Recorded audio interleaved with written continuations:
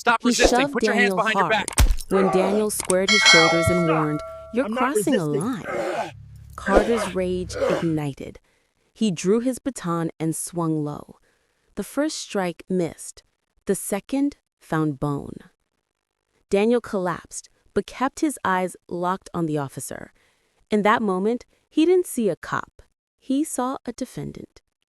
At the station, Carter wrote his report with the confidence of a man shielded by the system.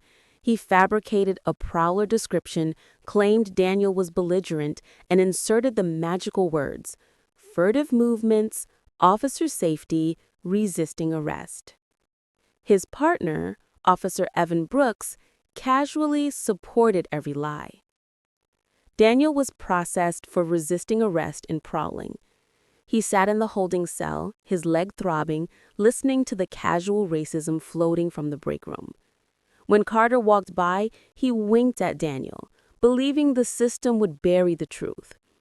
Carter didn't know Daniel wasn't just another citizen.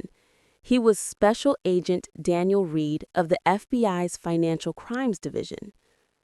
Hours later, Daniel went home, cleaned his cuts, elevated his leg, and opened his laptop. Filing a local complaint would be pointless. Internal affairs protected men like Carter. A civil suit would only produce a payout, not accountability. So Daniel filed a federal report. He documented the assault with clinical precision, attached hospital records, photographs, and finally, his credentials. Special Agent Daniel Reed, Federal Bureau of Investigation.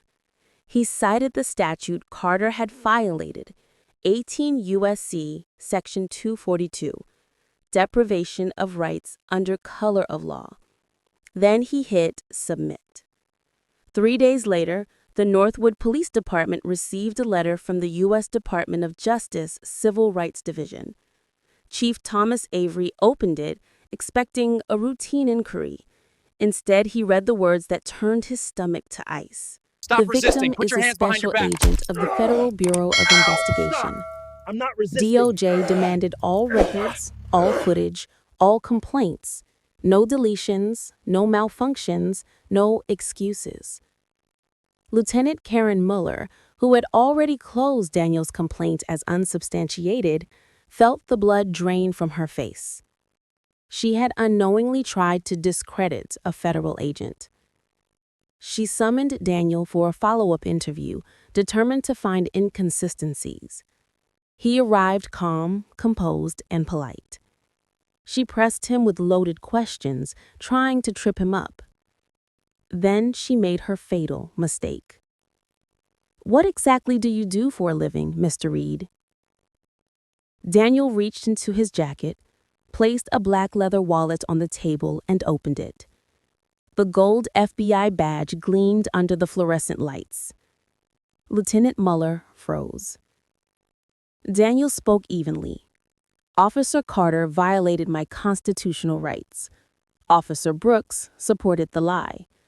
And your investigation appears to be an attempt to obstruct a federal inquiry."